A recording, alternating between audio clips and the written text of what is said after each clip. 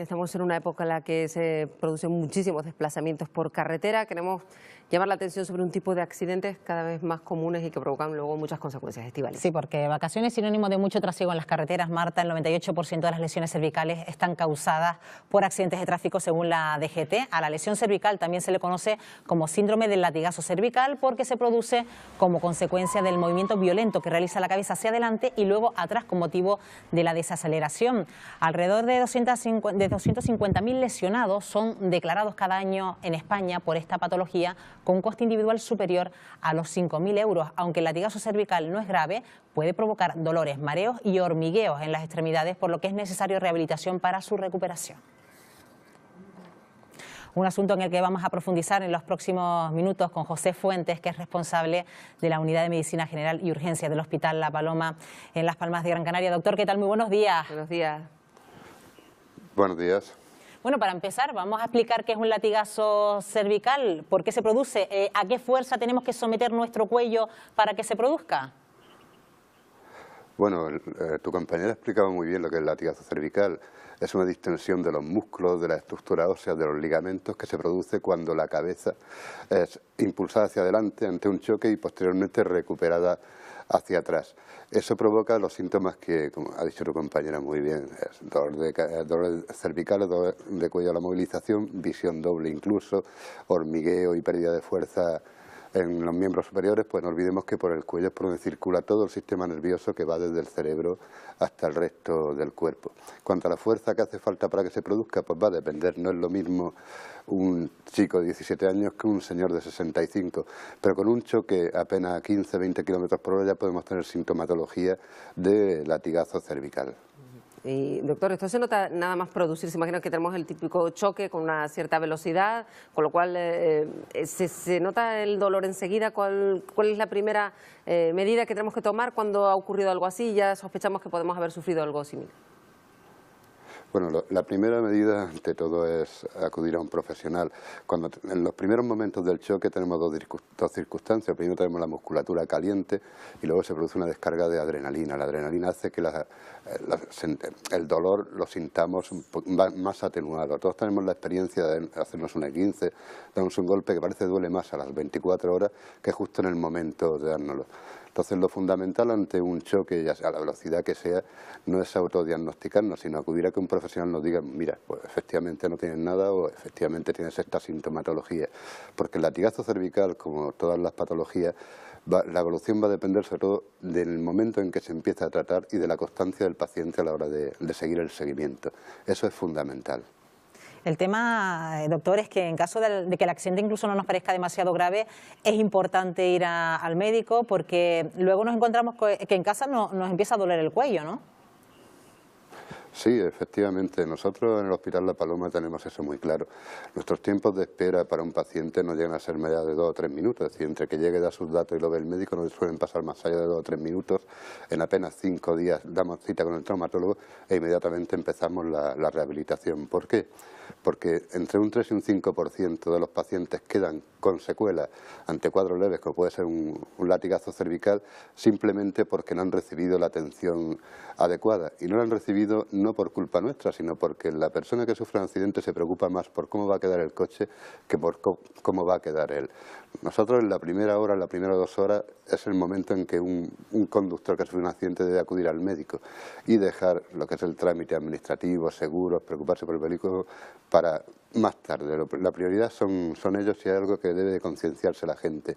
Los que debemos de decir que no tiene nada o que no padece nada somos nosotros, porque él puede que note una pequeña molestia, pero en la placa puede que haya un pequeño desplazamiento cervical y sobre todo que cuando esa musculatura se enfríe o la descarga de adrenalina o el nerviosismo disminuya, ese dolor va a ser mucho más importante. Habremos tenido 24 horas de retraso o 48 horas en el comienzo del tratamiento, la inflamación se habrá establecido mucho mayor, la contractura será mucho mayor y tendremos que empezar a trabajar desde un punto no deseable, un punto posterior del establecimiento del proceso. Cuanto antes empecemos con la analgesia, el antiinflamatorio y las medidas mecánicas, mejor para el paciente, mejor para su evolución y disminuimos la posibilidad de que queden secuelas.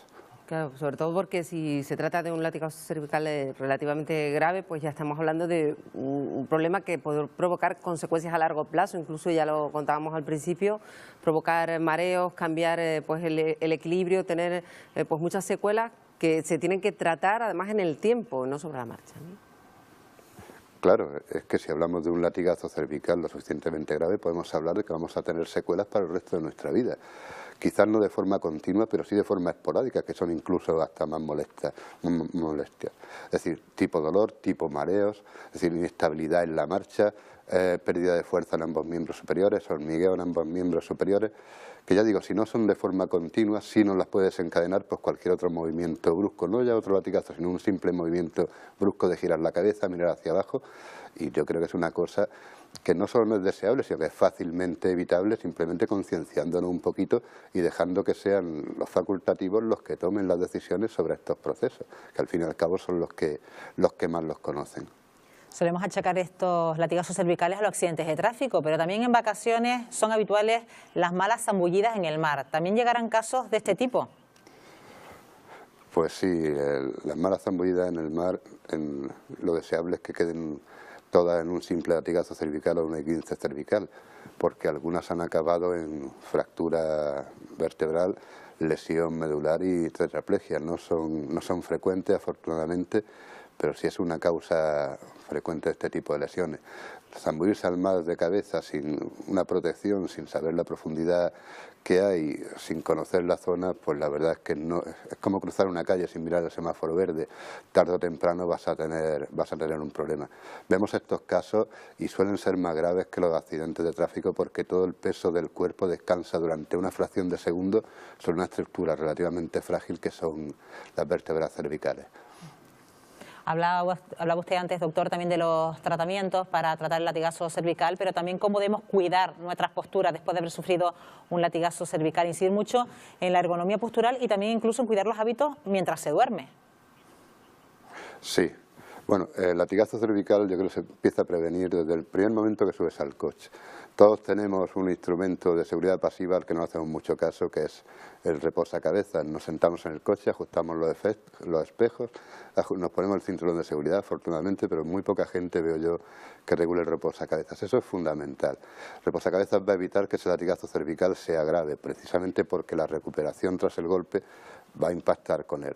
Luego, las medidas posturales, pues curiosamente ya no se recomienda el típico collarín que se ponía antes ante el latigazo cervical, al contrario, se recomienda que haya una movilidad progresiva, evidentemente limitada por el dolor. El propio dolor va a limitar qué movimiento podemos hacer, pero no dejar de intentarlo a lo largo del día.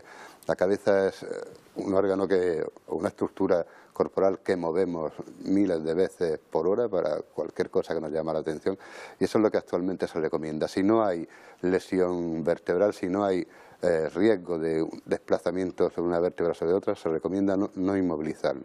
Por supuesto, asociar tratamiento analgésico, que eso va a favorecer esa movilización, y también tratamiento antiinflamatorio para que la contractura muscular no se produzca o se produzca en menor medida. Simplemente con esas tres medidas tan básicas, los latigazos cervicales tienen que ser cuestión de historia en apenas 10 o 12 días en una situación normal.